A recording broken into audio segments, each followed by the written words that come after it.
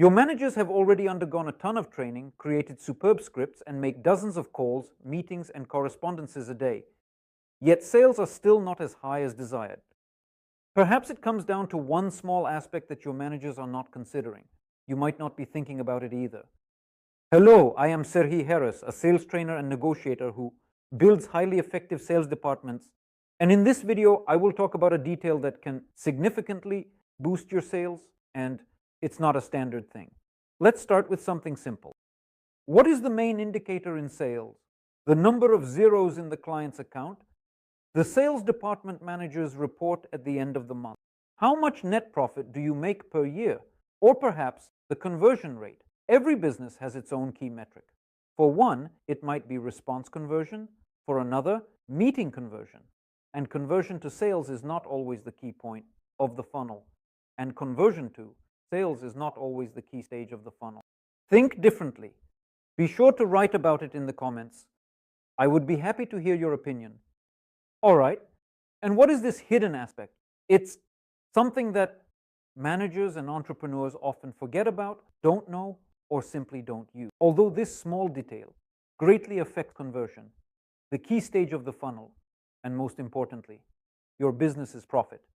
Spoiler alert.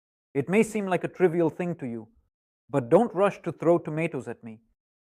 I will prove to you that it plays a key role. The hidden aspect is that the manager or department head does not use the principle of creating a positive response. What does this mean? You need to ensure that the person agrees, or even if they object, they say the kind of no that you need. That is, the goal of the manager should not just be to get a promise or arrange a meeting, but to get the client's agreement on the first phrase, agreement on the second, more details on the third, and on the fourth phrase. A deep desire and so on to the 5th, 10th, 20th reaction, where to pay. You knew this, but for some reason, skeptical clients don't tell you this. Why? Because your managers lack the incentives that elicit a positive response, where a discerning client says, no. If you take a 10-minute conversation and break it down into pairs, when you and your client are speaking, you can get approximately 15 pairs of stimuli and responses. That is, the manager says something 15 times, and the client says something 15 times. For example, you call the client and say, Mikola, good afternoon. This is a stimulus. In response, he says, good afternoon. That's a reaction. Is it convenient to talk? Stimulus. So is it convenient or not? Reaction. I think you understand the principle. If not, be sure to write about it in the comments and I will make a separate detailed video for you. This is the aspect that sales managers often forget, and it's a pity because it is the foundation of all foundations. You might ask, what about the structure of the conversation? Isn't that the basis? Yes, structure is important, but some of its stages can be skipped or confused with something else. However, a reaction, whether positive or negative, cannot be mistaken for anything else. That is why it is a 100% value. Now imagine analyzing a call that your manager conducted. Did you identify the client's need? The manager asks. The manager says, well, of course I did. Maybe, just not deeply enough. All right. And why did you present it so mediocrely? The manager responds that he didn't want to pressure the client, and there can be plenty of such excuses in the sales department. But you can't argue with the response. A positive response is a 1.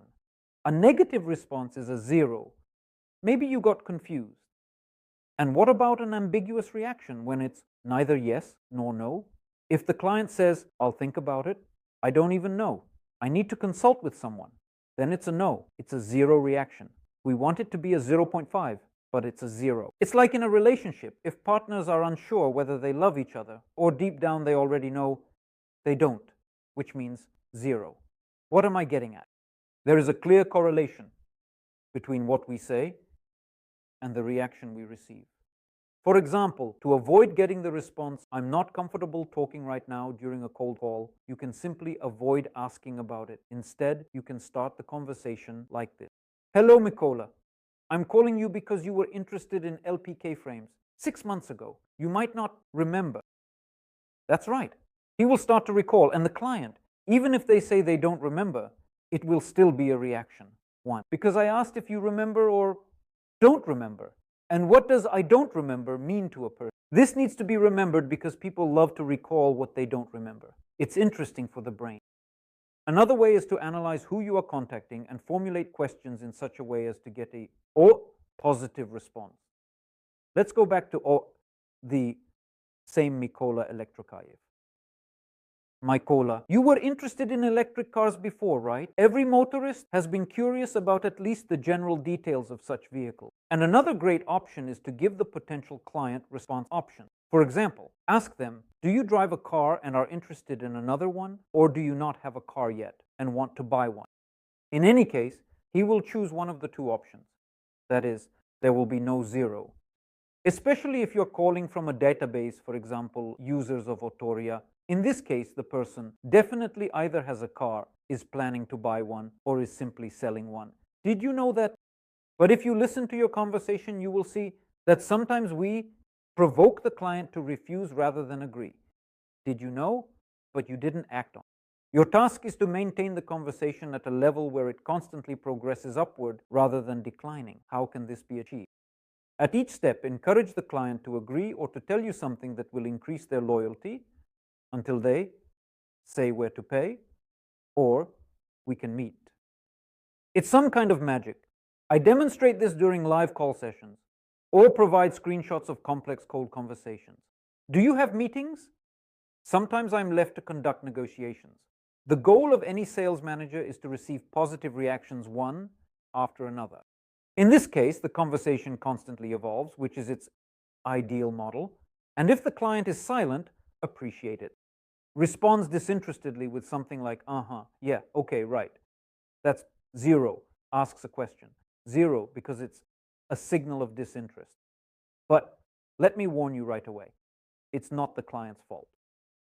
You just haven't found the right approach for him. Of course, many people think that there's nothing new to be invented in sales, but that's exactly why they come to me. For developing the key to access the most challenging or demanding clients, long deal cycles, B2B, and many others. Now, think of all those whom your company did not sell to. Try to analyze any recording of a conversation with a potential client, review your script scenario, and visualize it in the form of a chart. If the response is positive, the graph moves upward. If it is negative, the graph develops and then moves downward. You might be surprised at how many conversations ultimately do not turn into growth charts.